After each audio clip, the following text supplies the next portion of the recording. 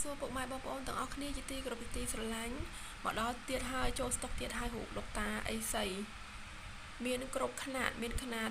2តឹក8ហើយនឹងຂະຫນាត1តឹក8ស្អាតពេលដាក់ជុំគ្នាចេះបងប្អូនមានរូបលោកតាអីសីគីណេតលោកតាអីសីស្លៀកពាក់សឬថ្វាយគ្រូក៏បានដែររូបស្លៀកពាក់សហើយនឹងរូបលោកគ្រូខាងថ្នាំ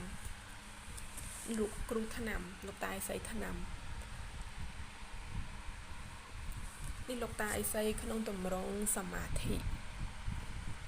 សិតតែមាននៅក្នុងស្តុកទាំងអស់បងប្អូនចាប់អារម្មណ៍អាចតាក់ទងមកเพจរបស់នេះខ្ញុំផ្ទាល់ក៏បានឬតាមរយៈលេខទូរស័ព្ទដៃដែលខ្ញុំទុកនៅលើវីដេអូនេះផ្ទាល់ក៏បាន